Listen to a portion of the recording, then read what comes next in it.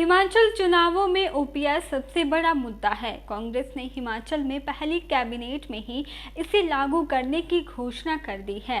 वहीं बीजेपी भी लगातार ओपीएस पर संवेदनशीलता से विचार करने की बात कर रही है।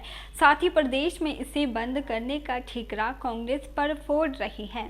केंद्रीय मंत्री जितेंद्र चौधरी ने शिमला में पत्रकार वार्ता के दौरान कहा कि ओपीएस कर्मचारियों से जुड़ा मुद्दा है।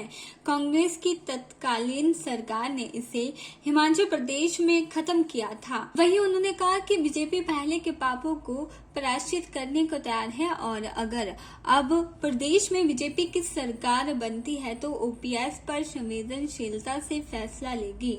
बीजेपी का चुनाव विचार को लेकर होता है, जबकि कांग्रेस परिवारवाद और सत्ता में रहने के लिए चुनाव लड़ने वाली पार्टी है। जब ये सत्ता से बाहर हो जाते हैं तो इधर उधर भटक कर मंत्री बनने के लिए दल बदलते रहते हैं। जितेंद्र ने कहा कि हिमाचल में विकास के लिए फिर से डबल इंजन की सरकार की जरूरत है। उन्होंने कहा कि बीजेपी में कोई बगावत नहीं है। बीजेपी में एक प्रक्रिया के बाद टिकट दिया जाता है। यहाँ एक परिवार को टिकट वितरण नहीं किया जाता है। जिस भाव से और जिस संवेदनशीलता से मोदी जी इस देश में अनेकों नए कदम भी उठा रहे हैं, नए निर्णय भी ले रहे हैं, क्रांतिकारी काम भी कर रहे हैं, उनको प्रदेश में उसी प्रकार से लाभ मिले, उसके लिए अनिवार्य है कि ये सरकार इसी प्रकार जारी रहे। एक इंजन केंद्र से चला, दूसरा यहां से जुड़े।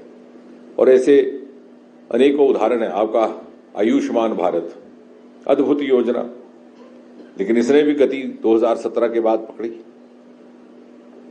आज स्थिति यह है कि यदि आप आंकड़े देखें तो हिमाचल प्रदेश में ही लगभग 3 लाख लोगों का पंजीकरण हो चुका है। उसमें से 1 लाख मरीजों ने इसका लाभ भी ले लिया और उसके साथ साथ डबल इंजन ने हिम केयर योजना जोड़ दी, जिसके परिणाम स्वरूप 5 लाख और पंजीकरण हुए और 4 लाख मरीजों को लाभ पहुंचा।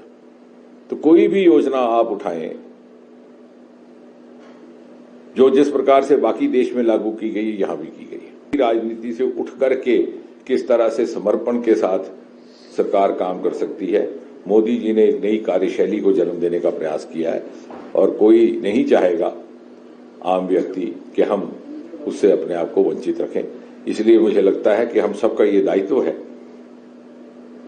भले हम विचारधारा से कुछ भी हों, कि हम देश हित के लिए और अगले 25 वर्ष में यदि हमने ये कल्पना की है कि भारत को विश्व पटल पर जाकर के खड़ा करना है, तो हमारे लिए अनिवार्य है कि मोदी जी के नेतृत्व में चल रही इस विकास यात्रा का हिस्सा बने और किस तरह से पूरी अनुकूलता के साथ इस प्रदेश का योगदान है। और एक यहाँ कोई छोटा बड़ा पदाधिकारी नहीं रहता, जिम्मेवारी बदलती रहती है।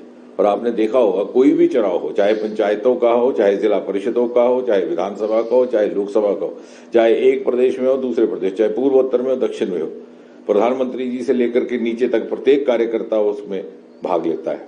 ये चैनल के लिए शिमला से पुष्पेंद्र कुमार की रिपोर्ट।